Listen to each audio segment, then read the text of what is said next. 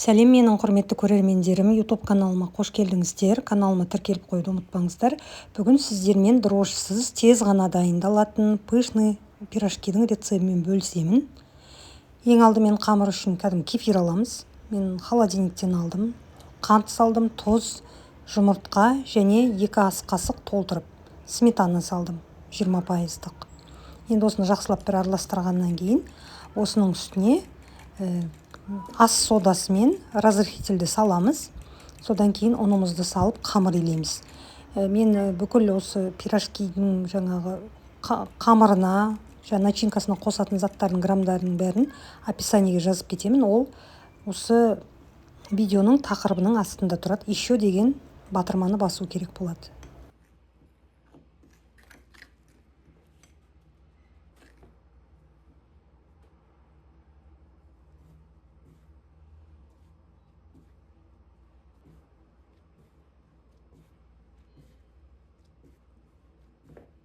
Бұл қамыр енді кішкене қолға жабысады, сондықтан сұйық май немесе кәдімгі оливковый май құйып, осылай кішкене бір қайтара илеп, қамырымыздың бетін жауып қойып қоямыз.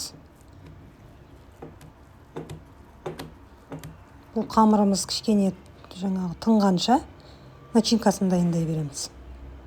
Начинкасы үшін мен капустамен жасадым. Капуста ұнайды бізге. Капусталарды осылай турап аламыз. Сосын сәбізді теркадан өткізіп алдым.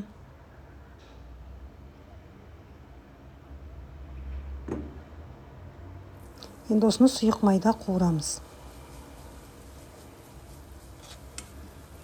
Бірінші сәбізді, екінші капустаны салып, содан кейін тұз салып, қақпағын жауып, баяу отта тушить етеміз.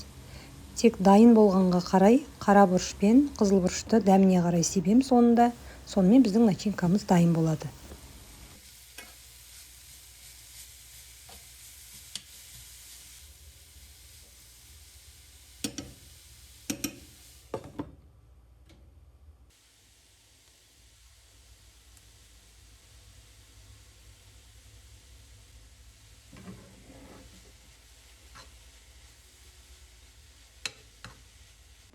Начинка тез су үшін мен осылай басқа ыдысқа салып алам, тезірек бүйтіп жайып қоям, тезірек суысын деп. Сонымен күтпей сразу қамырын алып жасай береміз. Осы қамырдан менде 15-16 штук пирожки шықты.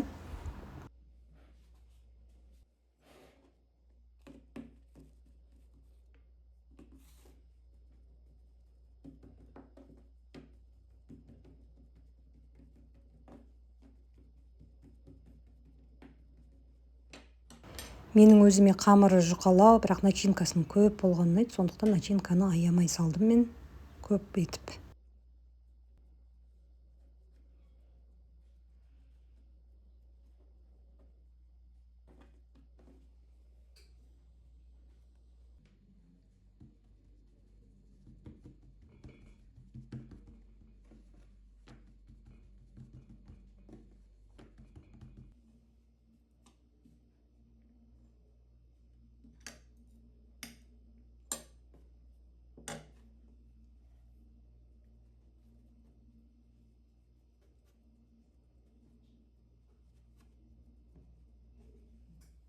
Міне осындай сүйкімді пирожкиларымыз дайын болды. Енді бұны қызып тұрған майда қуырып аламыз.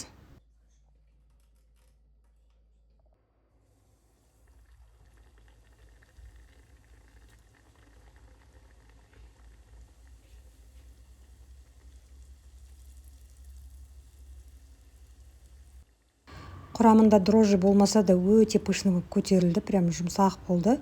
Маған осы рецепт қатты ұнады. Тез дайын болады, ашығанын күтіп отырмайсың, және де білесіздер, дрожжи біз үшін, организм үшін өте зиян, сондықтан мен оны көп қолданбауға тырысамын. Осы рецепт ұнаса сіздер де жасап көріңіздер. Видео ұнаса лайк басып, комментарий қалдырып кетіңіздер. Және де өздеріңіздің таныстарыңызбен бөлісуді ұмытпаңыздар, өйткені ол менің каналымның дамуы үшін өте маңызды. Рахмет.